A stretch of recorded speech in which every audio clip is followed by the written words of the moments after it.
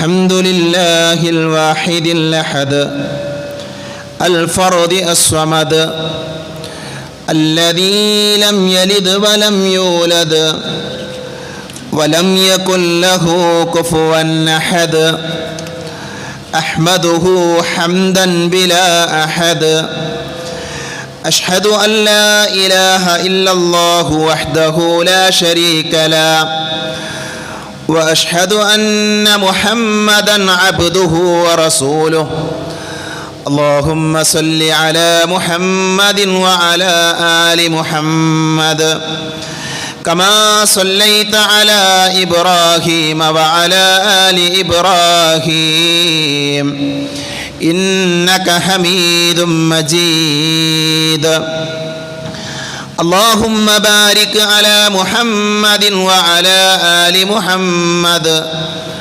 كما باركت على إبراهيم وعلى آل إبراهيم إنك حميد مجيد أما بعد فإن خير الحديث كتاب الله وخير الهدي هدي محمد صلى الله عليه وسلم وشر الأمور محدثاتها وكل محدثة بدعة وكل بدعة ضلالة وكل ضلالة في النار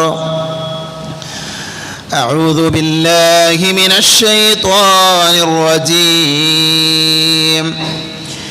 يا أيها الذين آمنوا اتقوا الله حق تقاته ولا تموتن إلا وأنتم مسلمون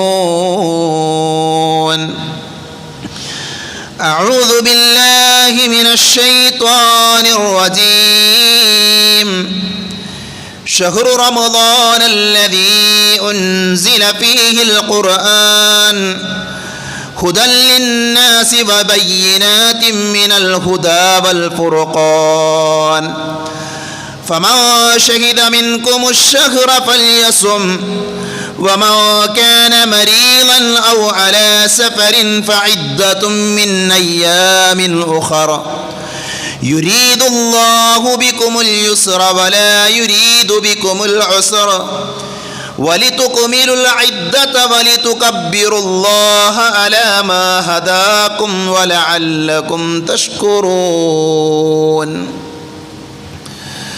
പരിശുദ്ധമായ അള്ളാഹുവിൻ്റെ ഭവനത്തിൽ ഒരുമിച്ച് ചേർന്ന സഹോദരങ്ങളെ സഹോദരികളെ, സർവ്വലോകരക്ഷിതാവായ അള്ളാഹുവിനെ സൂക്ഷിക്കണേ എന്ന് എന്നെയും നിങ്ങളെയും വളരെയധികം സ്നേഹത്തോടുകൂടെ ഓർമ്മപ്പെടുത്തുകയാണ്, ഉപദേശിക്കുകയാണ്.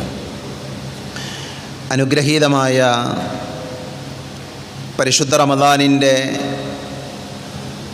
സമീപത്തെത്തി നിൽക്കുന്നവരാണ് നമ്മളെല്ലാവരും. അല്ലാഹു സുബ്ഹാനഹു വ തആല വിശുദ്ധ റമദാനിനെ സ്വീകരിക്കാനും റമദാനിലെ നന്മകൾ സ്വന്തമാക്കാനും നമ്മയെല്ലാം അനുഗ്രഹിക്കുമാറാകട്ടെ. വിശുദ്ധ റമദാനിനെ എങ്ങനെയാണ് നമ്മൾ സ്വീകരിക്കേണ്ടത്?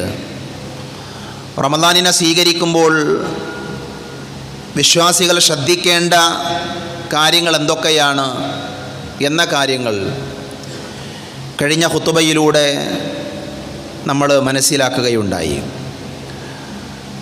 വിശുദ്ധ റമദാൻ സമീപത്തെത്തി നിൽക്കുന്ന ഈ സന്ദർഭത്തിൽ നോമ്പിൻ്റെ അഹ്കാമുകളെക്കുറിച്ച്, അതിൻ്റെ വിധിവിലക്കുകളെക്കുറിച്ച് നമ്മളെല്ലാവരും പഠിക്കേണ്ടതുണ്ട്, മനസ്സിലാക്കേണ്ടതുണ്ട്.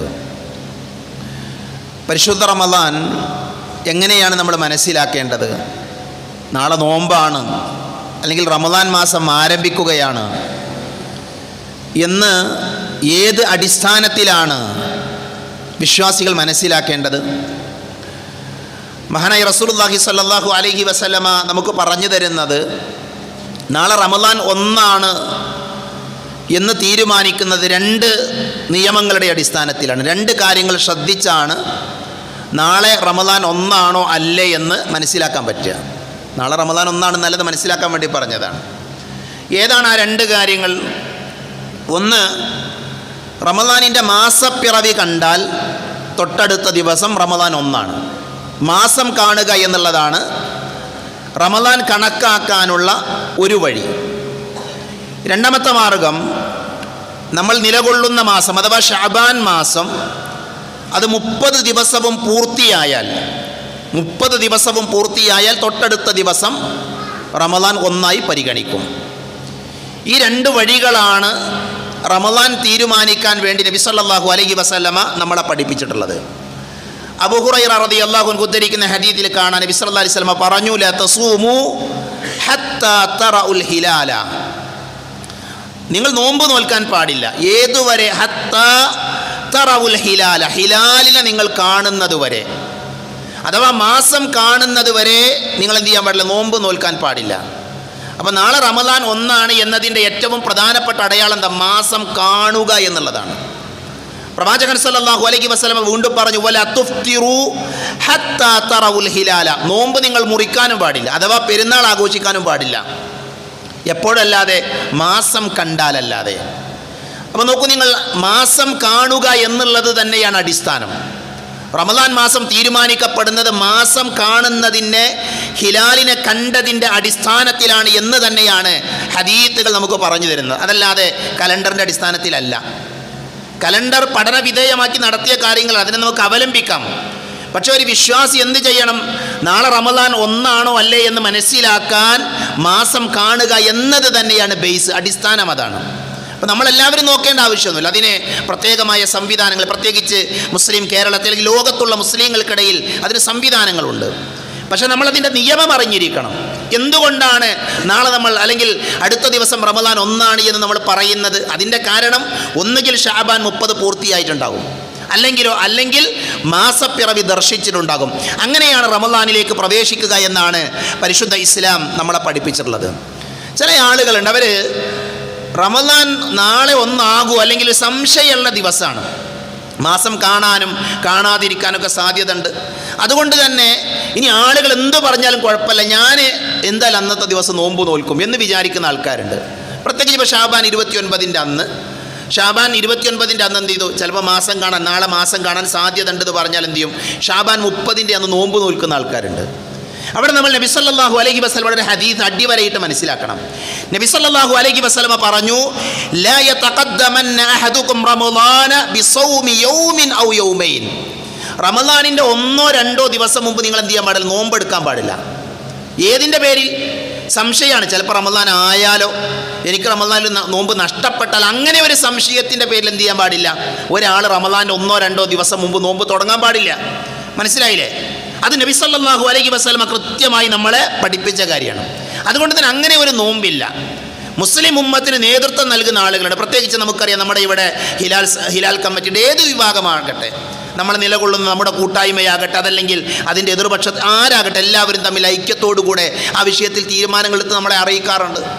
മഹാഭൂരിപക്ഷ മുസ്ലിം സംഘടനകളെല്ലാവരും ഏകോപിച്ചുകൊണ്ട് തന്നെയാണ് മിക്കവാറും നോമ്പ് പെരുന്നാളൊക്കെ തീരുമാനിക്കാറുള്ളത്. അതുകൊണ്ട് തന്നെ നമ്മുടെ ബേസ് എന്താണ്? അവർ അറിയിക്കുന്നതിനനുസരിച്ച് നമുക്ക് എന്ത് ചെയ്യാം? നോമ്പ് നോൽക്കാവുന്നതാണ്. അതേപോലെ തന്നെ പെരുന്നാൾ ആഘോഷിക്കാവുന്നതാണ് എന്നാണ് നബി സല്ലല്ലാഹു അലൈഹി വസല്ലമയുടെ ഹദീസുകളിൽ നിന്ന് നമുക്ക് പഠിക്കാനുള്ളത്. നബി സല്ലല്ലാഹു അലൈഹി വസല്ലം പറഞ്ഞു, മൻ സാമൽ യൗമല്ലദി യശുക്കു ഫീഹി നാസ് ഫഖദ് അസാ അബൽ ഖാസിം, സംശയമുള്ള ദിവസം നോമ്പ് നോൽക്കുന്ന ആൾ, ഉറപ്പില്ലാത്തൊരു ദിവസം റമദാനിൽ ഒന്നായി ആണ് എന്ന് പരിഗണിച്ച് നോമ്പ് നോക്കുന്ന ആളെന്ത് ചെയ്യും? അവൻ മുഹമ്മദ് നബി സല്ലല്ലാഹു അലൈഹി വസല്ലമയിൽ അവിശ്വസിച്ചിട്ടുണ്ട്, അഥവാ എതിര് പ്രവർത്തിച്ചവനാണ് എന്ന് പ്രവാചകൻ സല്ലല്ലാഹു അലൈഹി വസല്ലമ പറഞ്ഞിട്ടുണ്ട്. ഞാനിത് പറയാൻ കാരണം എന്താ അറിയോ? അപ്പോൾ നമ്മുടെ മനസ്സിലൊരു ചിന്ത എന്താ വെച്ചാൽ, നമ്മളിൽ പല ആളുകൾ ചിന്തിക്കുന്നത് എന്താ വെച്ചാൽ, നമ്മുടെ ഇടയിൽ ഒരുപാട് സംഘടനകൾ, ഒരുപാട് വിഭാഗങ്ങളൊക്കെ ഉണ്ട്. അപ്പോൾ അവർ തമ്മിൽ ഇങ്ങനെ മാസം കണ്ടോ ഇല്ലേ തർക്കങ്ങളൊക്കെ നടക്കും. നമ്മളെ നോമ്പ് നഷ്ടപ്പെടാൻ പാടില്ല എന്ന് വിചാരിച്ച് ഷാബാൻ 29 മുതൽ അല്ലെങ്കിൽ 28 മുതലൊക്കെ നോമ്പ് നോൽക്കുന്ന മനുഷ്യന്മാരുണ്ട്. ആ ആളുകൾ യഥാർത്ഥത്തിൽ ചെയ്യുന്നത് എന്താ? നബി സല്ലല്ലാഹു അലൈഹി വസല്ലമയുടെ ഹദീസിനെതിരാണ് എന്നെന്ത് ചെയ്യണം? കൃത്യമായിട്ട് നമ്മൾ പഠിക്കുകയും ആ മേഖല നമ്മൾ ശ്രദ്ധിക്കുകയും വേണം. ഇനി സഹോദരങ്ങളെ, നമ്മൾ പ്രവേശിക്കുന്ന നോമ്പ് സൗമ് എന്ന് പറഞ്ഞാൽ, ഇങ്ങനെ നമ്മൾ മാസം കണ്ടു, നാളെ റമദാനാണ് എന്ന് അറിഞ്ഞു, അങ്ങനെയാണെങ്കിൽ നമ്മൾ സൗമിലേക്ക് പ്രവേശിക്കണം, നോമ്പിലേക്ക് പ്രവേശിക്കുകയാണ്. എന്താണ് സൗമ് എന്ന് പറഞ്ഞാൽ? സൗമ് എന്ന് പറയുന്ന പദത്തിന് പണ്ഡിതന്മാർ നൽകിയ അർത്ഥം അസ്സൗമു വസ്സിയാമു ലുഗതൻ അൽ ഇംസാഖ്. ഇംസാക്ക് എന്ന് പറഞ്ഞാൽ പിടിച്ചു വെക്കാൻ അർത്ഥം. നോമ്പിൻ്റെ അർത്ഥം എന്താ? പിടിച്ചു വെക്കാന്ന്. ഒന്നുകൂടെ പണ്ഡിതന്മാർ വിശദീകരിച്ചു. അസ്സൗമു ശറഅൻ, മതപരമായി കൊണ്ട് സൗമ് എന്ന് പറഞ്ഞാൽ അത്തഅബ്ദുല്ലാഹ സുബ്ഹാനഹു വ തആല ബിൽ ഇംസാകി അനിൽ അക്ലി വശുർബി വസായിരിൽ മുഫത്തിറാത്ത് മിൻ തുലൂഇൽ ഫജ്രി ഇലാ ഗുറൂബി ശംസ്. ഇതാണ് നോമ്പ് എന്ന് പറഞ്ഞാൽ, ഒറ്റ വാചകത്തിൽ പറഞ്ഞാൽ. എന്താ പറഞ്ഞതിൻ്റെ അർത്ഥം എന്താ?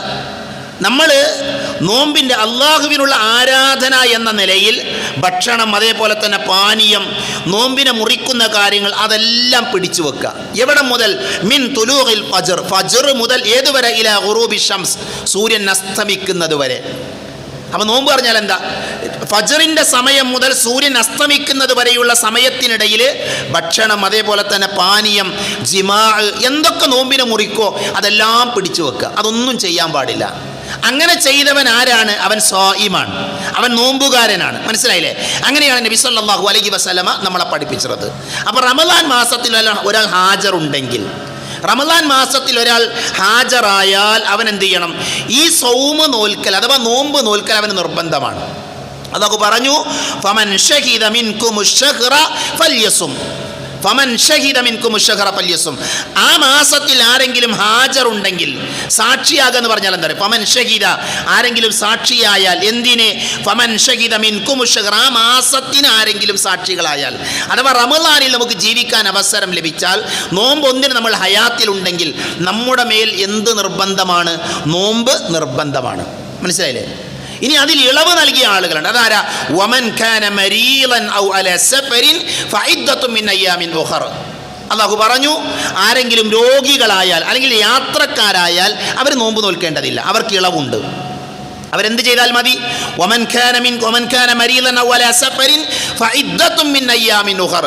ആ നഷ്ടമായ നോമ്പുകൾ മറ്റൊരു ദിവസം നോറ്റ് വീട്ടിയാൽ മതി. അപ്പോൾ നോക്കൂ നിങ്ങൾ, റമദാൻ മാസത്തിൽ മാസം കണ്ട് നാളെ നോമ്പ് ഒന്നാണെന്ന് അറിഞ്ഞു, നമ്മൾ ഹാജറുണ്ടെങ്കിൽ, നമ്മൾ രോഗികളല്ല, നമ്മൾ യാത്രക്കാരല്ല എങ്കിൽ നമ്മുടെ മേലെന്ത് നിർബന്ധമാണ്? നോമ്പ് നിർബന്ധമാണ്.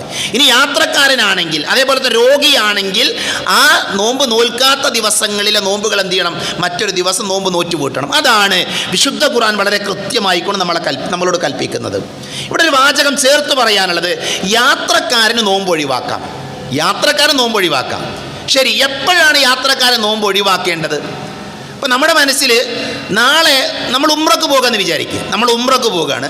അപ്പോൾ ആളുകൾ എന്താ വിചാരിക്കണം അറിയാം? ഞാനിപ്പോൾ നാളെ ഉംറക്ക് പോകുകയാണ്, അല്ലെങ്കിൽ നോമ്പിലെ 5ാമത്തെ നോമ്പിൻ്റെ അന്ന് ഉംറക്ക് പോകുന്നുണ്ട്, എൻ്റെ ഫ്ലൈറ്റ് 2:40 അല്ലെങ്കിൽ 4 മണിക്കാണ്. അപ്പോൾ അന്ന് രാവിലെ അത്താഴം കഴിക്കൂല, നോമ്പും നോൽക്കൂല. കാരണം എന്താ? എനിക്ക് യാത്ര ഉണ്ട്. അങ്ങനെയാണ് ആളുകൾ വിചാരിക്കാറുള്ളത്. സഹോദരങ്ങളെ, അങ്ങനെയല്ല നമ്മൾ ചെയ്യേണ്ടത്. മനസ്സിലായോ? ആർക്കാണ് നോമ്പ് ഒഴിവാക്കാൻ അനുവാദമുള്ളത്? നബി പറയുന്നത്, ഖുർആൻ പഠിപ്പിക്കുന്നത്, വമൻ കാന മരീളൻ ഔ അലാ സഫരിൻ, യാത്രക്കാരനാണ് നോമ്പ് ഒഴിവാക്കാൻ അനുവാദമുള്ളൂ. യാത്ര തുടങ്ങാത്തവൻ എന്തിന് അവകാശമില്ല? നോമ്പ് ഒഴിവാക്കാൻ അവകാശമില്ല. ഇത് അടിവരയിട്ട് ആളുകൾ പഠിക്കേണ്ട പാടാണ്. പല ആളുകളും കാണിക്കുന്ന അബദ്ധമാണിത്. എനിക്ക് നാളെ യാത്ര ഉണ്ടെന്ന് വിചാരിച്ചിരുന്നത് നാളെ നോമ്പ് ഒഴിവാക്കും, എന്നിട്ട് പകലൊക്കെ അങ്ങാടി കൂടെ നടക്കും, യാത്രൻ്റെ സമയമാകുമ്പോൾ യാത്ര പോകും. അത് പാടില്ല. യാത്രയിൽ പ്രവേശിച്ച് നമസ്കാരം ഖസ്റാക്കാനുള്ള സമയമാകുമ്പോൾ, മനസ്സിലായോ? യാത്രയിൽ പ്രവേശിച്ച് നമസ്കാരം ഖസ്റാക്കുന്ന ദൂരമെത്തുമ്പോൾ മാത്രമാണ് അയാൾക്ക് നോമ്പ് മുറിക്കാൻ അനുവാദമുള്ളത്. അപ്പോഴാണ് അവൻ യാത്രക്കാരനാകുന്നത്. ഇത് നമ്മൾ അങ്ങനെ തന്നെ പഠിക്കണം. നോക്കൂ നിങ്ങൾ, നമ്മൾ നാളെ യാത്ര ഉണ്ടെന്ന് വിചാരിച്ച് നോമ്പ് നോറ്റില്ല എന്ന് വിചാരിക്കും. എന്തെങ്കിലും കാരണം കൊണ്ട് യാത്ര മിസ്സായി, അപ്പോഴോ നമ്മൾ യാത്രയിലുമല്ല, നമ്മൾ നോമ്പ് പോയി. അതുകൊണ്ടാണ് ഈ നിയമം നബി സല്ലല്ലാഹു അലൈഹി വസല്ലമയിൽ നിന്ന് പണ്ഡിതന്മാർ ഇത്ര കൃത്യമായിക്കൊണ്ട് നമ്മളെ പഠിപ്പിച്ചത്. അത് നമ്മൾ അതേപോലെ പഠിക്കണം. അങ്ങനെ യാത്രക്കാരായ ആളുകൾ യാത്രയിൽ എന്ത് ചെയ്യുക? അവർക്ക് നോമ്പ് ഒഴിവാക്കാം. യാത്രയിൽ നോമ്പ് ഒഴിവാക്കാം, യാത്രൻ്റെ മുമ്പല്ല. അങ്ങനെ ഒഴിവാക്കിയാൽ എന്ത് ചെയ്യണം? അവ ഒഴിവാക്കലാണ് ഏറ്റവും നല്ലത്. അഫ്ദൽ എന്താ? യാത്രക്കാരൻ നോമ്പ് നോൽക്കുന്നതിനേക്കാൾ നല്ലത് നോമ്പ് ഒഴിവാക്കലാണ്. ഏതു തരത്തിലുള്ള യാത്രയാണ് അത് നമുക്ക് തീരുമാനിക്കാം. നമുക്ക് നോമ്പ് പൂർത്തിയാക്കാൻ പറ്റുമോ? ഇപ്പം നമ്മളിവിടുന്ന് കോഴിക്കോട് പോയി വരെ നമ്മളെ സംബന്ധിച്ചിടത്തോളം നോമ്പ് ഒഴിവാക്കേണ്ട ഒരു പ്രശ്നം ഉണ്ടാകില്ല. മനസ്സിലായില്ലേ? അതുകൊണ്ട് തന്നെ യാത്രയാണ് എന്ന് നമുക്ക് തോന്നുന്ന, നമുക്ക് പ്രയാസമുണ്ടാകുന്ന കാര്യങ്ങൾ എന്ത് ചെയ്യുക? നോമ്പ് ഒഴിവാക്കാം. അതാണ് അഫ്ദലി എന്നാണ് പണ്ഡിതന്മാർ നമ്മളെ പഠിപ്പിച്ചിട്ടുള്ളത്. അതുകൊണ്ട് തന്നെ എന്തു വേണം? രോഗികൾ, യാത്രക്കാരായ ആളുകൾ നോമ്പ് ഒഴിവാക്കാം. അവർക്ക് മറ്റൊരു ദിവസം നോമ്പ് നോറ്റ് വീട്ടിയാൽ മതി. പ്രായപൂർത്തിയെത്തിയ, സ്വബോധമുള്ള, നാട്ടിൽ താമസിക്കുന്ന മുസ്ലിമായൊരു മനുഷ്യൻ എന്ത് ചെയ്യണം? നോമ്പ് നോൽക്കണം. ഞാനൊരു വാചകം ചേർത്ത്, പ്രായപൂർത്തിയെത്തിയ, ഇതും നമ്മൾ പഠിക്കേണ്ട ഒരു പാടാണ്. പ്രായപൂർത്തിയായ ആളാണ് നോമ്പ് നോൽക്കേണ്ടത്. ആർക്കാണ് പ്രായപൂർത്തി എത്തിയത്? എന്താണ് പ്രായപൂർത്തിയുടെ അടയാളം? എന്താണ്? ഇപ്പോൾ രക്ഷിതാക്കളെ സംബന്ധിച്ചിടത്തോളം 19 വയസ്സല്ലോ നമ്മളെ കുട്ടിയാണ്, നമുക്ക് കുട്ടിയാണ്. പക്ഷെ അവിടെ ഇസ്ലാമിൻ്റെ ഒരു ഹുക്കുമുണ്ട്, എപ്പോഴാണ് പ്രായപൂർത്തിയാവുക. റസൂലുള്ളാഹി സ്വല്ലല്ലാഹു അലൈഹി വസല്ലമ പറഞ്ഞു, റുഫിഅ അൽ ഖലമു അൻ സലാത്ത, 3 വിഭാഗം ആളുകളിൽ നിന്ന് പേന ഉയർത്തപ്പെട്ടിട്ടുണ്ട്. അവരെന്ത് ചെയ്താലും അവർക്ക് കുറ്റമല്ല. ആരാണ് ആ ആളുകൾ? അതിലൊന്ന് ഭ്രാന്തനുണ്ട്, അതേപോലെ തന്നെ പിന്നെ ഉറങ്ങിയ ആളുണ്ട്. ഭ്രാന്തന് ഭ്രാന്ത് മാറുന്നത് വരെ എന്ത് ചെയ്താലും കുറ്റമല്ല. അനിന്നായും ഉറങ്ങുന്ന ആളുണ്ട്, ഉറക്കം ഒഴിയുന്നത് വരെ. ഉറങ്ങി നീച്ചാൽ അവന് കുറ്റം കിട്ടും. നിസ്കരിക്കാതെ ഉറങ്ങിപ്പോയതാണ്, അപ്പോൾ എഴുന്നേറ്റ ഉടനെ അവൻ നിസ്കരിക്കണം, പിന്നെയും നിസ്കരിക്കാൻ അവനക്ക് കുറ്റം കിട്ടും. ഒന്ന് കുട്ടിയാണ്. കുട്ടികൾക്ക് കുറ്റമല്ല, ഏതുവരെ? പ്രായപൂർത്തിയാകുന്നത് വരെ. അപ്പോൾ നോക്കൂ നിങ്ങൾ, കുട്ടികൾക്ക് കുറ്റം കിട്ടൂല, പക്ഷെ പ്രായപൂർത്തിയായാലും കുറ്റം കിട്ടും. അപ്പോൾ എന്താണ് ഈ പ്രായപൂർത്തിയുടെ മാനദണ്ഡം? എന്താ? 3 അടയാളങ്ങൾ പണ്ഡിതന്മാർ പറഞ്ഞു. ഒരാൾ പ്രായപൂർത്തിയായി എന്നതിൻ്റെ 3 അടയാളങ്ങൾ പണ്ഡിതന്മാർ പഠിപ്പിച്ചു. സ്ത്രീകളെ സംബന്ധിച്ചിടത്തോളം 4ാമത്തെ അടയാളം കൂടെ ഉണ്ട്. ഒന്ന്, പ്രായപൂർത്തിയായി എന്നതിൻ്റെ 1ാമത്തെ അടയാളം 15 വയസ്സാകുക എന്നുള്ളതാണ്. ഫുഖഹാക്കൾ പറഞ്ഞു, പണ്ഡിതന്മാർ പറഞ്ഞു, 15 വയസ്സായാൽ ഒരാൾക്ക് പ്രായപൂർത്തിയായതായിട്ട് എന്ത് പരിഗണിക്കാന്നാണ്.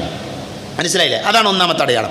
2ാമത്തെ അടയാളം, ഒരു മനുഷ്യൻ്റെ ശരീരത്തിലെ ഗുഹ്യഭാഗങ്ങളിൽ രോമം മുളക്കുക എന്നുള്ളത് പ്രായപൂർത്തിയായതിൻ്റെ അടയാളമായി പണ്ഡിതന്മാർ പറഞ്ഞു. കക്ഷത്തിലും അതേപോലെ തന്നെ ഗുഹ്യഭാഗങ്ങളിലുമൊക്കെ രോമം വളരുക എന്നുള്ളത് എന്തിൻ്റെ അടയാളം? പ്രായപൂർത്തിയുടെ അടയാളമാണ്. അതേപോലെ തന്നെ ഉറക്കത്തിലോ ഉണർച്ചയിലോ സ്ഖലനം സംഭവിച്ചാൽ, ഇന്ദ്രിയം പുറത്തു വന്നാൽ അത് പ്രായപൂർത്തിയായി എന്നതിൻ്റെ അടയാളമായി പണ്ഡിതന്മാർ പറഞ്ഞതാണ്. ഇനി സ്ത്രീകളെ സംബന്ധിച്ചിടത്തോളം അവർക്ക് മെൻസസ് പീരീഡ് ആരംഭിച്ചാൽ, ഹൈല് ആരംഭിച്ചാൽ, അതും എന്തിൻ്റെ അടയാളമാണ്? പ്രായപൂർത്തിയുടെ അടയാളമാണ്. അപ്പോൾ ഈ 4 കാര്യങ്ങൾ ഒരു കുട്ടിയിൽ സംഭവിച്ചാൽ, 4 സംഭവിക്കണം എന്നല്ല, ഏതെങ്കിലും ഒന്ന് സംഭവിച്ചാൽ മതി. ഒരു കുട്ടിക്ക് ഹൈൽ ഉണ്ടായില്ല, മെൻസസ് ആയില്ല, പക്ഷെ അവൾക്ക് മറ്റുള്ള അടയാളങ്ങളൊന്നും കണ്ടില്ല, പക്ഷേ 15 വയസ്സ് പൂർത്തിയായി, പ്രായപൂർത്തിയായി. ഒരു ആൺകുട്ടിയെ സംബന്ധിച്ചിടത്തോളം 15 വയസ്സ് പൂർത്തിയായി, ബാക്കിയുള്ള അടയാളങ്ങളൊന്നും കണ്ടില്ല, അവന് പ്രായപൂർത്തിയായി. ഇനി ഒരാൾക്ക് 15 വയസ്സായിട്ടില്ല, അവൻ്റെ ഗുഹ്യഭാഗങ്ങൾക്ക് രോമം വന്നു, എങ്കിൽ അവന് പ്രായപൂർത്തിയായി. ഇതിലേതെങ്കിലും ഒന്ന് സംഭവിച്ചാൽ അവനെന്തായി? പ്രായപൂർത്തിയായി എന്നാണ് പണ്ഡിതന്മാർ പറയുന്നത്. അതുകൊണ്ട് തന്നെ പ്രായപൂർത്തിയായ ഒരാൾ എന്ത് ചെയ്യണം? നോമ്പ് നോൽക്കണം. ഞാനിതിങ്ങനെ പറയാൻ കാരണം എന്താ അറിയോ? പല ആളുകളും അശ്രദ്ധയോടുകൂടെ കാണുന്ന വിഷയമാണിത്. പല ആളുകളും ഇത് പഠിച്ചിട്ടില്ല, മനസ്സിലാക്കിയിട്ടില്ല. അതുകൊണ്ട് തന്നെ നോമ്പ് നോൽക്കേണ്ടത് പ്രായപൂർത്തിയായ ആളാണ്. അപ്പോൾ ആർക്കാണ് പ്രായപൂർത്തിയായത്? നമ്മുടെ വീട്ടിൽ ആരൊക്കെ ഈ ഗണത്തിലുണ്ട് എന്ന് നമുക്കറിയണം. നമ്മുടെ മക്കളിൽ ആരൊക്കെ ഉണ്ട്, അവർക്കത് നിർബന്ധമാണ്. മനസ്സിലായി? ഇപ്പോൾ ഒരു ഉമ്മ ഫോൺ ചെയ്ത് പറയുന്നു, എൻ്റെ കുട്ടി പ്രായപൂർത്തിയായിരുന്നു, പക്ഷേ അതിൻ്റെ അടയാളമൊന്നുമില്ല. അടയാളമല്ല എന്ന് പറഞ്ഞാൽ പ്രായപൂർത്തിയായിക്കണം, നോർക്ക് ബോധ്യമായിട്ടില്ല. അപ്പോൾ കുറേ നോമ്പോനെ ഒഴിവാക്കിയിട്ടുണ്ട് റമദാൻ മാസത്തിൽ. ഞാൻ എന്താ ചെയ്യുന്ന? ആ ഉമ്മയുടെ ചോദ്യമാണ്, ന്യായമായ ചോദ്യമാണ്. അതുകൊണ്ട് തന്നെ നമ്മൾ നമ്മുടെ കുട്ടികളെ പഠിപ്പിക്കണം. പ്രായപൂർത്തി എത്തിയാൽ അവർക്ക് എന്താണ്? നോമ്പ് നിർബന്ധമാണ് എന്നുള്ളത് നമ്മൾ കൃത്യമായിക്കൊണ്ട് പഠിപ്പിക്കണം. അതാണ് പ്രായപൂർത്തി എത്തിയ നാട്ടിൽ താമസിക്കുന്ന രോഗമില്ലാത്ത ആളുകൾക്ക് എന്ത് നിർബന്ധമാണ്? നോമ്പ് നിർബന്ധമാണ്. ഇനി നോമ്പ് നോൽക്കുന്ന ഒരാൾ പ്രത്യേകം മനസ്സിലാക്കേണ്ട വിഷയമാണ്, അയാൾ നോമ്പ് നോൽക്കുമ്പോൾ അയാൾക്ക് നിയ്യത്ത് ഉണ്ടാകുക എന്നുള്ളത് അനിവാര്യമാണ്. എല്ലാ കർമ്മങ്ങൾക്കും നിയ്യത്ത് ആവശ്യമാണ്. പക്ഷെ നോമ്പുമായി നിയ്യത്ത് നമ്മൾ പ്രത്യേകം മനസ്സിലാക്കേണ്ടതുണ്ട്. കാരണം നമ്മുടെ നാട്ടിലെ പല ആളുകളും നോമ്പിന് ഇങ്ങനെ നിയ്യത്ത് ചൊല്ലിപ്പറയുന്നൊരു സമ്പ്രദായം. നാളത്തെ നോമ്പിനെ ഞാൻ നിയ്യത്താക്കി നേരത്തെ വൈത്തു സൗമ ഗദി എന്നൊക്കെ പറഞ്ഞ് അങ്ങനെ പറയാറുണ്ട്. അതിന് യാതൊരു അസുരമില്ല. ഇമാം നബവിയെ പോലെയുള്ള പണ്ഡിതന്മാർ നിയ്യത്തുമായി ബന്ധപ്പെട്ട് വളരെ വിശാലമായ വിശദീകരണങ്ങൾ നൽകിയിട്ടുണ്ട്. ഞാൻ അതിലേക്ക് പ്രവേശിക്കല. പക്ഷേ നോമ്പാകുന്ന കർമ്മത്തിന് എപ്പോഴാണ് നിയ്യത്ത് വേണ്ടത്? അതേപോലെ തന്നെ 30 ദിവസത്തെ നോമ്പിനും ഒരൊറ്റ നിയ്യത്ത് മതിയോ? ഇതൊക്കെ നമ്മൾ മനസ്സിലാക്കേണ്ട കാര്യങ്ങളാണ്. ഒന്നാമതായി നമ്മൾ മനസ്സിലാക്കേണ്ട, നബി സല്ലല്ലാഹു അലൈഹി വസല്ലമ പറഞ്ഞത്, ഫറളായ നോമ്പിന്, നിർബന്ധമായ നോമ്പിന് ഫജ്റിൻ്റെ മുമ്പ് തന്നെ നിയ്യത്ത് ഉണ്ടായിരിക്കണം. മനസ്സിലായി? ഫജ്റിൻ്റെ മുമ്പ് തന്നെ നിയ്യത്തുണ്ടായിരിക്കണം. ഹഫ്സ റളിയല്ലാഹു അൻഹ പറയുന്ന ഹദീസിൽ കാണാം, ലാ സിയാമ ലിമൻ ലം യുജ്മിഅ ഖബ്ലൽ ഫജ്ർ. ഫജ്റിൻ്റെ മുമ്പ് ഉദ്ദേശിക്കാത്തവന്, നിയ്യത്ത് വെക്കാത്തവന് നോമ്പില്ല എന്നാണ്. ഇത് ഏത് നോമ്പാ? ഇത് നിർബന്ധമായ നോമ്പാണ്. സുന്നത്ത് നോമ്പിന് വേണമെങ്കിൽ സുബഹി കഴിഞ്ഞിട്ട് നിയ്യത്ത് വെക്കാം. ഭക്ഷണമൊന്നും കഴിച്ചിട്ടില്ലെന്ന് വിചാരിക്കും, ഒന്നും കഴിച്ചിട്ടില്ല. അപ്പോൾ നബി ഭാര്യനോട് ചോദിച്ചു, ഇന്ന് എന്തെങ്കിലും ഉണ്ടോ വീട്ടിൽ? ഭാര്യ പറഞ്ഞു, നബി ഒന്നുമില്ല, കഴിക്കാനൊന്നുമില്ല. അപ്പോൾ നബി പറഞ്ഞു, എങ്കിൽ ഞാനിന്ന് നോമ്പുകാരനാണ്. അതേത് നോമ്പിനാ? സുന്നത്തിനാണ്. ഫറലായ നോമ്പിന് അത് പാടില്ല. ഫറലായ നോമ്പിന് ഫജ്റിൻ്റെ മുമ്പ് എന്ത് വേണം? നിയ്യത്ത് വേണമെന്നാണ് നബി സല്ലല്ലാഹു അലൈഹി വസല്ലമയിൽ നിന്നുള്ള ഹദീസ്. മറ്റൊരു ഹദീസിൽ കാണാം, മല്ലം യുബയ്യിത്തി സിയാമ ഫലാ സിയാമ ലഹു. ഫജ്റിൻ്റെ മുമ്പ് നിയ്യത്ത് വെക്കാത്തവൻ എന്തില്ല? നോമ്പില്ല എന്ന് നബി സല്ലല്ലാഹു അലൈഹി വസല്ലമ നമ്മളെ പഠിപ്പിച്ചിട്ടുണ്ട്. അതുകൊണ്ട് തന്നെ നോമ്പിൽ നിയ്യത്ത് അനിവാര്യമാണ്. അതിന് പ്രത്യേക പദങ്ങളില്ല. പക്ഷേ എപ്പോൾ നിയ്യത്ത് വെക്കണം? ഫജ്റിൻ്റെ മുമ്പ് നിയ്യത്ത് ഉണ്ടാകണം. ചില പണ്ഡിതന്മാർ, മഹാനായ ഷേഖ് ഉസൈമീൻ റഹ്മത്തുള്ളാഹി അലൈഹിയെ പോലെയുള്ള, അതേപോലെ തന്നെ ഇമാം മാലിക് റഹ്മത്തുള്ളാഹി അലൈഹിയെ പോലെയുള്ള ആളുകളൊക്കെ പറഞ്ഞത് 30 നോമ്പിനും കൂടി ഒരു നിയ്യത്ത് മതി എന്ന് പറഞ്ഞിട്ടുണ്ട്. 30 നോമ്പിനും കൂടെ ഒറ്റ നിയ്യത്ത്. നോമ്പ് തുടങ്ങുമ്പോൾ തന്നെ ഈ മാസത്തിലെ എല്ലാ നോമ്പും ഞാൻ നോൽക്കുന്ന ഒരാൾ തീരുമാനിച്ചു എങ്കിൽ അവൻ്റെ നോമ്പ് ശരിയാകുമെന്ന് പറഞ്ഞിട്ടുണ്ട്. പക്ഷേ അതിനെ പണ്ഡിതന്മാർ ചോദ്യം ചെയ്തു. ഈ മഹാന്മാരായ ഈ പണ്ഡിതന്മാർ അത് പറയാനുള്ള കാരണം എന്താ അറിയോ? 30 ദിവസവും എന്ന് പറഞ്ഞാൽ ഒരൊറ്റ നിയ്യത്ത് മതി എന്ന് പറയാൻ കാരണം, ഹജ്ജ് എന്ന് പറഞ്ഞാൽ എത്ര ദിവസത്തെ ആരാധനയാണ്? ദുൽഹിജ്ജ 8-ന് തുടങ്ങും. 8, 9, 10, 11, 12, 13 അല്ലേ? ഹജ്ജിന് നമ്മൾ ഒറ്റ നിയ്യത്താണ്. അപ്പോൾ ദിവസങ്ങൾ നീണ്ടു നിൽക്കുന്ന ഹജ്ജാകുന്ന ഇബാദത്തിന് ഒരു നിയ്യത്ത് മതി.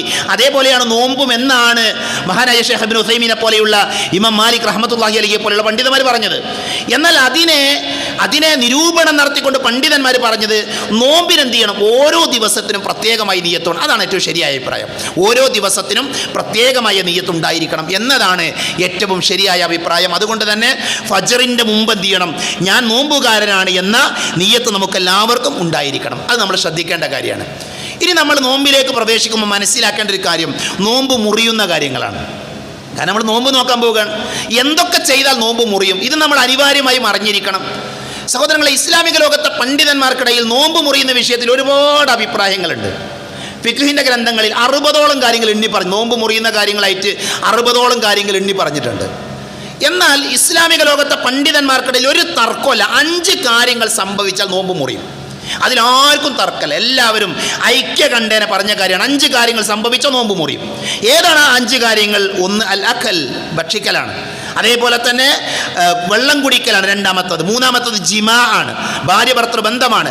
നാലാമത്തത് ഖുറൂജു ദമുൽ ഹൈൽ, ഒരു സ്ത്രീ ഹൈദിലേക്ക് പ്രവേശിക്കലാണ്. അതേപോലെ തന്നെ അഞ്ചാമത്തെ എന്താ? നിഫാസിൻ്റെ രക്തം കാണുക, അഥവാ ഒരു സ്ത്രീ പ്രസവിച്ചു, പ്രസവ രക്തം ഉണ്ടായി.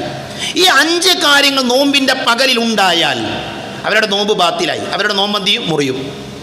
വെള്ളം കുടിക്കാൻ പാടില്ല, ഭക്ഷണം കഴിക്കാൻ പാടില്ല, ഭാര്യ ഭർത്തൃ ബന്ധം പാടില്ല, അതേപോലെ തന്നെ ഹൈൽ ഉണ്ടാകാൻ പാടില്ല, നിഫാസ് ഉണ്ടാകാൻ പാടില്ല. മനസ്സിലായില്ലേ? ഈ 5 കാര്യങ്ങൾ പണ്ഡിതന്മാർക്കിടയിൽ തർക്കമല്ല. അതുകൊണ്ട് തന്നെ ഈ 5 കാര്യങ്ങളെ ഗൗരവമായിട്ട് എന്ത് ചെയ്യണം? നമ്മൾ ശ്രദ്ധിക്കണം. നമ്മൾ പറഞ്ഞു നോമ്പ് എന്ന് പറഞ്ഞാൽ എന്താ? ഇംസാക്കാണ്, പിടിച്ചു വെക്കലാണ്. എന്തിൽ നിന്ന്? അൽ ഇംസാഖു അനിൽ അക്കലി വശുർബി വൽ ജിമാഅ, ഭക്ഷണം, പാനീയം, ഭാര്യ ഭർത്തൃബന്ധം. റമദാനിൻ്റെ പകലിൽ ഭാര്യ ഭർത്തൃബന്ധം പാടില്ല. നോമ്പ് മുറിക്കുന്ന കാര്യങ്ങളിൽ ഏറ്റവും ഗുരുതരമായത്, ഏറ്റവും വലിയ പാപം എന്താ അറിയോ? റമദാനിൻ്റെ പകലിൽ ഭാര്യ ഭർത്തൃബന്ധം, ആ ബന്ധം ഉണ്ടാകുക എന്നുള്ളത്, ജിമാ സംഭവിക്കുക എന്നുള്ളതാണ്. നബി സല്ലല്ലാഹു അലൈഹി വസല്ലമയുടെ സമീപത്തേക്ക് ഒരാൾ വന്നു. ജാഅ റജുലുൻ ഇല നബി സല്ലല്ലാഹു അലൈഹി വസല്ലം, നബിയോട് അദ്ദേഹം പറഞ്ഞു, ഹലക്തു യാ റസൂലല്ലാഹ്, അല്ലാഹുവിൻ്റെ പ്രവാചകരെ ഞാൻ നശിച്ചുപോയി. അപ്പം നബി ചോദിച്ചു, എന്താണ് നിന്നെ നശിപ്പിച്ചത്? അപ്പം നബി സല്ലല്ലാഹു അലൈഹി വസല്ലമയുടെ അദ്ദേഹം പറഞ്ഞു, വഖഅതു അലാ ഇംറഅതി ഫി റമദാൻ, ഞാൻ റമദാനിൽ എന്ത് ചെയ്തു? എൻ്റെ ഭാര്യയുമായി ശാരീരിക ബന്ധത്തിൽ ഏർപ്പെട്ടു. അപ്പം നബി അദ്ദേഹത്തോട് ചോദിച്ചു, ഹൽ തജിദു മാ തുഅതിഖു റഖബ, നിനക്കൊരു അടിമയെ മോചിപ്പിക്കാൻ പറ്റുമോ? അപ്പം അയാൾ പറഞ്ഞില്ല, ഇല്ല നബിയെ, ഞാനതിന് അശക്തനാണ്. ഫഹൽ തസ്തതിഉ അൻ തസൂമ ശഹ്റൈനി മുതതാബിഐൻ, 2 മാസക്കാലം തുടർച്ചയായി നിനക്ക് നോമ്പ് നോൽക്കാൻ പറ്റുമോ? അദ്ദേഹം പറഞ്ഞില്ല, നബിയെ, ഞാൻ അശക്തനാണ്. ഫഹൽ തജിദു മാ തുതഇമു 60 മിസ്കീനൻ, 60 മിസ്കീനുകൾക്ക് നിനക്ക് ഭക്ഷണം കൊടുക്കാൻ പറ്റുമോ? നബി അയാൾ പറഞ്ഞു, ഇല്ല നബിയെ, എനിക്കതിന് കഴിയില്ല. അപ്പം നബി സല്ലല്ലാഹു അലൈഹി വസല്ലം വേറെ ചില സ്വഹാബികളോട് അയാൾക്ക് ഈത്തപ്പഴം ദാനം ചെയ്യാൻ വേണ്ടി പറഞ്ഞു. അങ്ങനെ കുറേ പാത്രങ്ങളിൽ ഈത്തപ്പഴം അയാൾക്ക് ദാനം ചെയ്തു. ആ ഈത്തപ്പഴവുമായി അദ്ദേഹത്തിൻ്റെ നാട്ടിൽ പോയി അവിടെയുള്ള പാവങ്ങൾക്ക് അത് വിതരണം ചെയ്തു. ഈ ഹദീത്തിൽ നിന്നുള്ള പാഠെന്താ സഹോദരങ്ങളെ? ഒന്ന്, റമദാനിൻ്റെ പകലിൽ ഭാര്യ ഭർത്തൃബന്ധം നടന്നാൽ, നോമ്പുകാരായിരിക്കെ ഭാര്യ ഭർത്തൃബന്ധം നടന്നാൽ അതിൻ്റെ പ്രായശ്ചിത്തം എന്താ? ഒന്നൊരു അടിമനെ മോചിപ്പിക്കണം. സാധ്യമല്ല ഇന്ന് അടിമകളില്ല. മനസ്സിലായില്ലേ? രണ്ടാമത്തെ എന്താ? ശഹ്റൈനി മുതതാബിഐൻ, 2 മാസക്കാലം തുടർച്ചയായിട്ട് നോമ്പ് നോക്കണം. അതാണ് കഫാറത്ത്, അതാണ് പ്രായശ്ചിത്തം. 2 മാസം തുടർച്ചയായിട്ട് നോമ്പ് നോക്കും. റമദാനിൻ്റെ പകലിൽ ഏതെങ്കിലും ഒരു സ്ത്രീ ആകട്ടെ പുരുഷനാകട്ടെ ഭാര്യ ഭർത്തൃബന്ധത്തിൽ ഏർപ്പെട്ടാൽ 2 മാസക്കാലം തുടർച്ചയായിട്ട് നോമ്പ് നോൽക്കണം. എന്തെങ്കിലും കാരണങ്ങൾ കൊണ്ട് ഒരാൾ ഇങ്ങനെ ഈ പ്രായശ്ചിത്തം ചെയ്യാന്ന് വിചാരിക്കുക, അങ്ങനെ ഭാര്യ ഭർത്തൃബന്ധത്തിൽ ഏർപ്പെട്ട ഒരാൾ ഈ നോമ്പ് നോൽക്കുകയാണ്. ആ നോമ്പ് നോൽക്കുന്ന ഇടയിൽ അയാൾക്ക് തോന്നി, ഇപ്പം നാളെ നോമ്പ് നോക്കണ്ട എന്ന് അയാൾക്ക് തോന്നി. അയാളൊരു 25ാമത്തെ നോമ്പിൻ്റെ അയാൾ അങ്ങനെ തീരുമാനം, നാളെ എനിക്ക് നോമ്പ് വേണ്ട, അടുത്ത ദിവസം മുതൽ നോൽക്കുക. അടുത്ത ദിവസം ഒരു വീണ്ടും തുടങ്ങാം. 2 മാസം തുടർച്ചയായിട്ട് നോൽക്കണം. മനസ്സിലായോ? ഇടയിൽ നോമ്പ് ഒഴിവാക്കാൻ പാടില്ല. ശർഈയായ കാരണം കൊണ്ടല്ലാതെ നോമ്പ് ഒഴിവാക്കാൻ പാടില്ല. 2 മാസം തുടർച്ചയായിട്ട് എന്ത് ചെയ്യണം? നോമ്പ് നോൽക്കണം എന്നാണ്. അത് ഗൗരവമുള്ള വിഷയമാണ്. അതുകൊണ്ട് തന്നെ എന്ത് ചെയ്യണം? നമ്മളെല്ലാവരും, പ്രത്യേകിച്ച് പുരുഷന്മാർ, സ്ത്രീകളൊക്കെ ആ വിഷയം ശ്രദ്ധിക്കേണ്ടത്. സ്ത്രീകൾ ചോദിക്കും, ഇതിപ്പോൾ സ്ത്രീകൾക്കും കഫാറത്ത് കൊടുക്കേണ്ട ആവശ്യമുണ്ടോ എന്ന്. പുരുഷന്മാർ മാത്രം കൊടുത്താൽ പോരെ. പല ആളുകൾ ഇസ്ലാമിക ലോകത്തെ പണ്ഡിതന്മാരോട് പല ചോദ്യങ്ങളും വന്ന കൂട്ടത്തിൽ ഏറ്റവും പ്രാധാന്യത്തോടു കൂടെ വന്നൊരു ചോദ്യം, കഫാറത്ത് സ്ത്രീകൾക്ക് ബാധകമാണെന്ന്. സ്ത്രീയും അറിഞ്ഞുകൊണ്ടാണത് ചെയ്തത് എങ്കിൽ അവളും ബാധകമാണ്. ഒരു പുരുഷനും ഒരു സ്ത്രീയും അറിഞ്ഞുകൊണ്ടാണ് അത്തരത്തിലൊരു ബന്ധം സ്ഥാപിച്ചത് എങ്കിൽ അവൾ കുറ്റക്കാരിയാണ്. അവൾക്ക് എന്ത് ചെയ്യണം? 2 മാസക്കാലം തുടർച്ചയായി നോമ്പ് നോൽക്കണം എന്ന് തന്നെയാണ് പണ്ഡിതന്മാർ ആ വിഷയത്തിൽ പഠിപ്പിച്ചിട്ടുള്ളത് എന്ന് പ്രത്യേകം നമ്മൾ മനസ്സിലാക്കണം. അപ്പം നോമ്പ് മുറിക്കുന്ന കാര്യങ്ങൾ ഏറ്റവും ഗൗരവമുള്ളത് ഏതാ? അത് ജിമാ ആണ്. മനസ്സിലായില്ലേ? അതേപോലെ തന്നെ വെള്ളം കുടിക്കുക, അതേപോലെ തന്നെ ഭക്ഷണം കഴിക്കുക, ഇതൊക്കെ നോമ്പ് ബാത്തിലാക്കുന്ന കാര്യം ഞാൻ വിശദീകരിക്കേണ്ട ആവശ്യമില്ല. ഒരാൾ മറന്നുകൊണ്ട് വെള്ളം കുടിച്ചാൽ, മറന്നുകൊണ്ട് ഭക്ഷണം കഴിച്ചാൽ അത് അയാളെ നോമ്പിനെ ബാധിക്കുകയില്ല. മനസ്സിലായില്ലേ? നമുക്കറിയാം നമ്മൾ മറന്നാണോ അല്ലേന്ന് നമ്മളെക്കാൾ കൂടുതൽ പഠിച്ചവനും അറിയാം, നമുക്കറിയാം. ഒരാൾ മറന്നു എന്നിട്ടിങ്ങനെ വെള്ളം കുടിക്കണം, അപ്പോൾ അയാൾക്ക് ഓർമ്മ വന്നു ഞാൻ നോമ്പുകാരനാണ്, അപ്പോൾ വായിലുള്ളതൊക്കെ കളയണം. എന്നാൽ അതിൻ്റെ പേരിൽ എന്ത് ചെയ്യേണ്ട? അയാൾ അന്നത്തെ ദിവസം നോമ്പ് ഒഴിവാക്കേണ്ടതില്ല എന്നാണ് പണ്ഡിതന്മാർ പഠിപ്പിച്ചിട്ടുള്ളത്. അതേപോലെ സ്ത്രീകൾ അവർ നോമ്പ് തുറക്കുന്നതിൻ്റെ ഒരു മണിക്കൂർ മുമ്പ് ഹൈലുണ്ടായി ഒരു പെണ്ണിന്. എന്തായാലും ഇപ്പം 1 മണിക്കൂറും കൂടിയല്ലേ ഉള്ളൂ, ഞാൻ ഈ നോമ്പാണ് പൂർത്തിയാക്കാം, അങ്ങനെ പെണ്ണുങ്ങൾ വിചാരിക്കാൻ പാടില്ല. അന്നത്തെ നോമ്പ് ബാത്തിലായി. ആ നോമ്പിന് പകരം മറ്റൊരു ദിവസം എന്ത് ചെയ്യണം? അവർ നോമ്പ് നോറ്റ് വീട്ടണം. മനസ്സിലായില്ലേ? അത് നിർബന്ധമാണ്. ഹൈലുകാരിക്ക് നോമ്പ് നോൽക്കൽ ഹറാമാണ്, നിഫാസുകാരിക്ക് നോമ്പ് നോൽക്കൽ ഹറാമാണ്. അത് പ്രത്യേക സ്ത്രീകൾ എന്ത് ചെയ്യണം? മനസ്സിലാക്കണം. ഇനി അതേപോലെ തന്നെ പിന്നെ ഈ വെള്ളം കുടിക്കുക, ഭക്ഷണം കഴിക്കുക എന്നൊക്കെ പറയുമ്പോൾ ചില ആളുകൾ ചോദിക്കും, തുള്ളി മരുന്നുകൾ ഉപയോഗിക്കാൻ പറ്റുമോ? ഇവിടെയൊക്കെ അടിസ്ഥാനപരമായി നമ്മൾ മനസ്സിലാക്കേണ്ടത്, ഒരു മനുഷ്യൻ്റെ ആമാശയത്തിലേക്ക് അവൻ്റെ ശരീരത്തിന് പോഷണം നൽകുന്ന വല്ലതും ചെന്നാൽ നോമ്പ് മുറിയും. തുള്ളിമരുന്നൊന്നും ആ ഗണത്തിൽ ഉൾപ്പെടുന്നതല്ല, പണ്ഡിതന്മാർ വിശദീകരിച്ചിട്ടുണ്ട്. കണ്ണിൽ മരുന്നുറ്റിക്കുക, ചെവിയിൽ മരുന്ന്, അതൊന്നും നോമ്പിനെ ബാത്തിലാക്കുന്ന കാര്യമല്ല. ഏതുവരെ പണ്ഡിതന്മാർ പറയും, ഇഞ്ചക്ഷൻ അടിക്കുന്ന വിഷയത്തിൽ വരെ ഇളവ് നൽകിയ പണ്ഡിതന്മാരുണ്ട്. എന്നാൽ ഗ്ലൂക്കോസ് കയറ്റുക, ശരീരത്തിന് പോഷണം ലഭിക്കുന്ന ഭക്ഷണ പദാർത്ഥങ്ങൾ അങ്ങനെയുള്ള എന്തെങ്കിലുമൊക്കെ നമ്മുടെ ശരീരത്തിലേക്ക് കയറ്റുകയാണെങ്കിൽ അതോടുകൂടെ നോമ്പ് മുറിയും എന്ന വിഷയത്തിൽ എന്തില്ല, പണ്ഡിതന്മാർക്ക് തർക്കമല്ല. മനസ്സിലായില്ലേ? സുറുമടൽ അനുവദനീയാണ്. അതുകൊണ്ട് തന്നെ നമ്മൾ ഇങ്ങനെയുള്ള അഹ്കാമുകൾ എല്ലാം വിശദീകരിക്കുക അവിടെ സമയമല്ല, നമ്മൾ പഠിക്കണം. നോമ്പിൻ്റെ വിധികളും വിലക്കുകളൊക്കെ വിശദീകരിക്കുന്ന കുറേ ക്ലാസ്സുകൾ ഉണ്ടാകും, അത് കേട്ടെന്ത് ചെയ്യണം? നമ്മൾ പഠിക്കണം. നബി സല്ലല്ലാഹു അലൈഹി വസല്ലമയുടെ നോമ്പിനെ വിശദീകരിക്കുന്ന ഗ്രന്ഥങ്ങളുണ്ട്, മലയാളത്തിൽ തന്നെ ഉണ്ട്. അതൊക്കെ ഒന്ന് വാങ്ങി എന്ത് ചെയ്യണം? കൃത്യമായി പഠിച്ച് നോമ്പിനെ അറിഞ്ഞു നോൽക്കാൻ വേണ്ടി നമ്മൾ ഓരോരുത്തരും ശ്രദ്ധിക്കുക. അല്ലാഹു സുബ്ഹാനഹു വ തആല നമുക്കതിനുള്ള തൗഫീഖ് നൽകി നമ്മെ അനുഗ്രഹിക്കുമാറാകട്ടെ.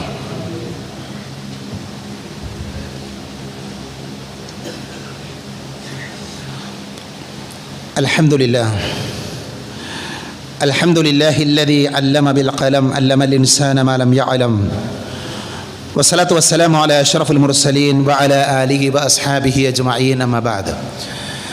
ഒരിക്കൽ കൂടെ അള്ളാഹുവിനെ സൂക്ഷിക്കണേ എന്ന് ഓർമ്മപ്പെടുത്തുകയാണ്. വിശുദ്ധ റമദാനിൽ നമ്മൾ ശ്രദ്ധിക്കേണ്ട ചില കാര്യങ്ങളാണ് നാം കേട്ടുകൊണ്ടിരിക്കുന്നത്.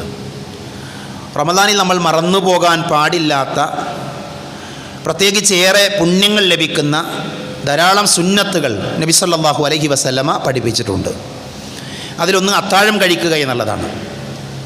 അത്താഴം കഴിക്കൽ പ്രബലമായ സുന്നത്താണ്. നബി സല്ലല്ലാഹു അലൈഹി വസല്ലമ പറഞ്ഞത്, ഫസ്ലു മാ ബൈന സിയാമിനാ വസിയാമി അഹ്ലിൽ കിതാബി അകലത്തുസ് സഹർ. നമ്മുടെയും വേദക്കാരുടെയും നോമ്പുകൾക്കിടയിലുള്ള വ്യത്യാസമെന്ന് പറഞ്ഞാൽ, വേർതിരിവ് എന്ന് പറഞ്ഞാൽ അത്താഴമാണ്. ഇപ്പോൾ താടി വളർത്താൻ പറഞ്ഞു നബി സല്ലല്ലാഹു അലൈഹി വസല്ലമ. എന്തിനാ താടി വളർത്താൻ പറഞ്ഞത്? അത് വേദക്കാരുമായി വ്യതിരക്തരാകാൻ വേണ്ടിയാണ്. മീശ വെട്ടാൻ പറഞ്ഞു, വേദക്കാരുമായി വ്യതിരക്തരാകാൻ വേണ്ടിയിട്ടാണ്. അതേപോലെ വേദക്കാരായ ആളുകളുമായി നമ്മുടെ നോമ്പിനെ വ്യത്യസ്തമാക്കുന്ന കാര്യം എന്താ? അത് അത്താഴമാണ്. അതുകൊണ്ട് തന്നെ അത്താഴം കഴിക്കുക എന്നുള്ളത് പ്രബലമായ സുന്നത്താണ്. സൽമാൻ അൽ ഫാരിസി റളിയല്ലാഹു അൻഹു ഉദ്ധരിക്കുന്ന ഹദീസിൽ കാണാം, അൽ ബറകതു ഫി സലാസത്തിൻ. ബറക്കത്ത്, അനുഗ്രഹം 3 കാര്യങ്ങളിലാണ്. ഫിൽ ജമാഅ, ജമാഅത്തിലാണ്, ഒരു സംഘത്തിലാണ്, ഒറ്റപ്പെട്ടു പോകാൻ പാടില്ല, എല്ലാവരും സംഘത്തിൻ്റെ കൂടെ ചേർന്ന് നിൽക്കണം. അതേപോലെ തെരീദ്, തെരീദ് എന്ന് പറഞ്ഞാൽ വളരെ മധുരമുള്ള ഒരു ഭക്ഷണമാണ്. നബി സല്ലല്ലാഹു അലൈഹി വസല്ലമയുടെ കാലഘട്ടത്തിൽ പല വിഭവങ്ങൾ ചേർത്തുണ്ടാക്കുന്ന ഏറെ സ്വാദിഷ്ടകരമായ ഒരു ഭക്ഷണമാണ് തെരീദ് എന്ന് പറയുന്നത്. അപ്പോൾ ആ തെരീദിൽ എന്തുണ്ട്? ബറക്കത്തുണ്ട്. അതേപോലെ തന്നെ വസ്സഹൂർ, സഹൂർ എന്ന് പറഞ്ഞാൽ എന്താ? അത്താഴം. അത്താഴത്തിലും ബറക്കത്തുണ്ട് എന്ന് നബി സല്ലല്ലാഹു അലൈഹി വസല്ലം പഠിപ്പിച്ചു. തസഹറു ഫഇന്ന ഫിസ്സുഹൂരി ബറക. നബിയുടെ ഹദീസാണ്, നിങ്ങൾ അത്താഴം കഴിക്കണം, അത്താഴം കഴിക്കണം, അതിൽ ബറക്കത്തുണ്ട് എന്ന് പ്രവാചകൻ സല്ലല്ലാഹു അലൈഹി വസല്ലമ പഠിപ്പിച്ചത് കാണാൻ പറ്റും. അതുകൊണ്ട് തന്നെ നോമ്പ് നോൽക്കുന്ന നമ്മളെല്ലാവരും എന്ത് ചെയ്യണം? അത്താഴം കഴിക്കണം. ഇശാൻ്റെ സമയത്ത് തറാവി നിസ്കാരം കഴിഞ്ഞ് നല്ലോണം ഭക്ഷണം കഴിച്ച് ഉറങ്ങി സുബൈൻ്റെ ബാങ്ക് കേട്ടിട്ട് എഴുന്നേൽക്കുന്ന അവസ്ഥ ഉണ്ടാകാൻ പാടില്ല. മറിച്ച് സുബൈൻ്റെ മുമ്പ് എഴുന്നേൽക്കണം. സ്വഹാബികൾ അത്താഴം കഴിച്ചിട്ട് 50 ആയത്ത് ഓതാനുള്ള സമയം ഉണ്ടായിരുന്നു എന്നാ ബാങ്ക് കൊടുക്കാൻ. അങ്ങനെ വരെ അവരെന്ത് ചെയ്യുന്നു, ആ വിഷയം ശ്രദ്ധിച്ചിരുന്നു. അതെന്ത് ചെയ്യണം, നമ്മൾ ഓരോരുത്തരും പ്രത്യേകം മനസ്സിലാക്കണം. അത്താഴം പിന്തിപ്പിക്കുക എന്നുള്ളത് സുന്നത്താണ്. ബാങ്കിൻ്റെ അടുക്കലേക്ക് കൊണ്ടുവരിക എന്നുള്ളതാണ് സുന്നത്തായ കാര്യം. നോമ്പ് തുറക്കാൻ ധൃതി കാണിക്കുക എന്നുള്ളത് സുന്നത്താണ്. ഇത് സ്ത്രീകളത് പ്രത്യേകം ശ്രദ്ധിക്കേണ്ടത്. പുരുഷന്മാരെ നോമ്പ് തുറപ്പിക്കാനും അവരെ ഭക്ഷണം കഴിപ്പിക്കാനൊക്കെ മുന്നിട്ട് നിൽക്കാറുണ്ട് സ്ത്രീകൾ, നല്ല കാര്യമാണ്. എന്നാൽ അതിൻ്റെ കൂടെ നോമ്പ് തുറക്കൽ സുന്നത്താണ്, നോമ്പ് തുറക്കാൻ ധൃതി കാണിക്കുക എന്ന സുന്നത്ത് പലപ്പോഴും സ്ത്രീകൾ മറന്നുപോകും. അത് അവർക്കും ബാധകമാണ്. അത് പുരുഷന്മാർ ശ്രദ്ധിക്കണം. നമ്മുടെ വീട്ടിൽ നമ്മളെല്ലാവരും ഒരുമിച്ച് നോമ്പ് തുറക്കുന്നൊരവസ്ഥ ഉണ്ടാക്കണം. നോമ്പ് തുറക്കേണ്ട മുമ്പ് തന്നെ എല്ലാം എടുത്തു വെച്ച് ആ സുന്നത്തിന് വേണ്ടി കാത്തിരിക്കുന്ന ഒരു വീടാക്കി നമ്മുടെ വീടിനെ മാറ്റാൻ വേണ്ടി നമ്മൾ എന്ത് ചെയ്യണം, നമ്മൾ ഓരോരുത്തരും ശ്രദ്ധിക്കേണ്ടതുണ്ട്. അതേപോലെ തന്നെ നോമ്പ് തുറക്കുമ്പോഴുള്ള പ്രാർത്ഥന നമുക്കറിയാം. ആ പ്രാർത്ഥനയ്ക്ക് അറിയാത്ത ആളുകൾ പഠിക്കണം.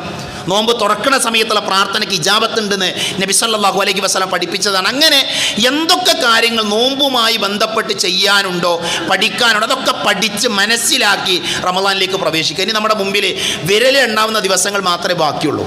ഒരു 4-5 മണിക്കൂർ സമയം നമ്മൾ മാറ്റിവെച്ചാൽ നമ്മുടെ പണ്ഡിതന്മാരുടെ ക്ലാസ്സുകൾ ഉണ്ടാകും. ഞാൻ പറഞ്ഞു, മിമ്പറിൽ നിന്ന് പറയുന്നതിന് പരിമിതികളുണ്ട്. കുറച്ച് സമയം നമ്മുടെ മുമ്പിലുള്ളത്. ഇത് വളരെ വിശാലമായി നമ്മൾ പഠിക്കേണ്ട കാര്യങ്ങളാണ്. ഇവിടെ അത്തരത്തിലുള്ള പ്രോഗ്രാമുകൾ നടന്നിട്ടുണ്ടാകും.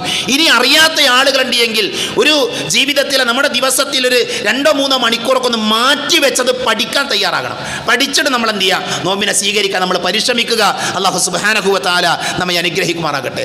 നമ്മൾ നോമ്പ് വരുന്ന സമയത്ത് നമ്മുടെ വീടൊക്കെ വൃത്തിയാക്കുന്ന ശ്രമങ്ങളിലാണ് എല്ലാവരും. വീടിൻ്റെ നനച്ചുകൂളിന്നൊക്കെ നമ്മൾ പറയും, അതൊക്കെ ചെയ്തുകൊണ്ടിരിക്കുന്നുണ്ട് പ്രിയപ്പെട്ടവരെ. അതേപോലെ അള്ളാഹുവിൻ്റെ ഭവനവും ഏറ്റവും നല്ല രീതിയിൽ സൂക്ഷിക്കേണ്ട, വൃത്തിയാക്കേണ്ട, അതിൽ സൗകര്യമൊരുക്കേണ്ട ബാധ്യത നമുക്ക് എല്ലാവർക്കും ഉണ്ട്.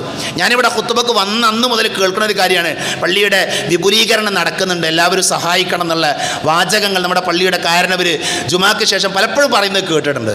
പ്രിയപ്പെട്ടവരെ, നമ്മളതിൻ്റെ ഒരു അവസാന ജോലികളിലാണ്. ഇപ്പം ഇന്ന് സ്ത്രീകൾ പുറത്തായിരിക്കുന്നത്.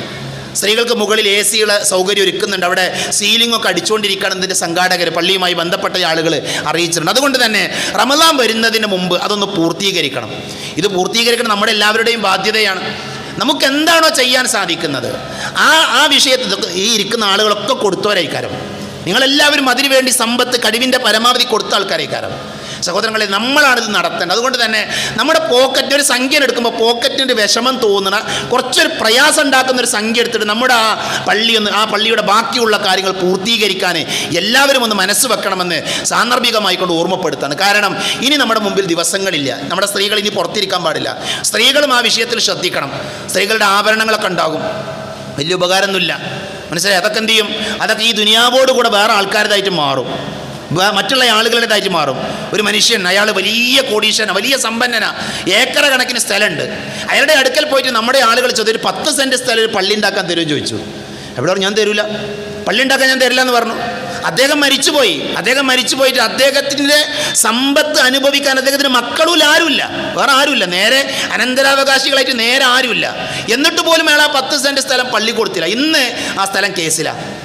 ഇന്ന് ആ സ്ഥലം അയാളുടെ കുടുംബക്കാരായ ആളുകൾ അവരിങ്ങനെ തർക്കിച്ച് കേസ് കൊടുത്ത് ആ സ്ഥലത്തിന് വേണ്ടി തർക്കിച്ചുകൊണ്ടിരിക്കുക.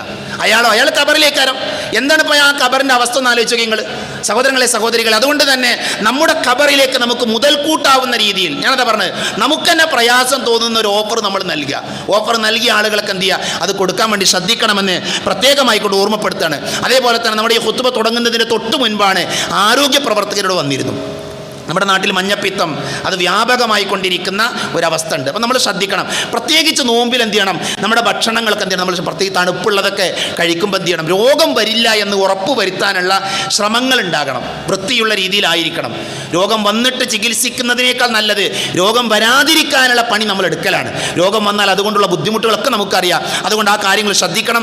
ഇൻഷാ അല്ലാഹ് അതുമായി ബന്ധപ്പെട്ട അറിയിപ്പുകൾ നമ്മുടെ പള്ളിയുടെ ഗ്രൂപ്പുകളിലൊക്കെ വരും. അപ്പോൾ അത് വായിക്കാനും പഠിക്കാനൊക്കെ എന്ത് ചെയ്യണം, സമയം കണ്ടെത്തണം.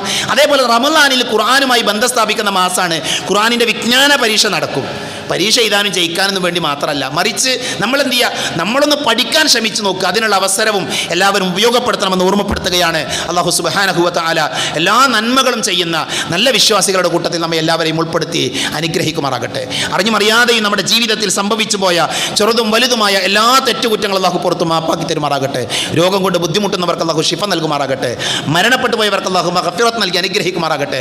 വിശുദ്ധ റമളാനിനെ സ്വീകരിക്കാനും റമളാനിലെ എല്ലാ നന്മകളും സ്വന്തമാക്കാനും അല്ലാഹു നമ്മെ എല്ലാവരെയും അനുഗ്രഹിക്കുമാറാകട്ടെ. അല്ലാഹുമ്മ ഗഫിർ ലിൽ മുഅ്മിനീന വൽ മുഅ്മിനാത്ത് വൽ മുസ്ലിമീന വൽ മുസ്ലിമാത്ത് അൽഅഹ്യാഅ മിൻഹും വൽ അംവാത്ത് അല്ലാഹുമ്മ അജിരിനാ മിനൻ നാർ അല്ലാഹുമ്മ അജിരിനാ മിനൻ നാർ അല്ലാഹുമ്മ അജിരിനാ മിനൻ നാർ റബ്ബനാ ആതിനാ ഫിദ് ദുനിയ ഹസന വഫിൽ ആഖിറതി ഹസനതൻ വഖിനാ അദാബൻ നാർ ആമീൻ ആമീൻ ബിറഹ്മതിക യാ അർഹമർ റഹീമീൻ.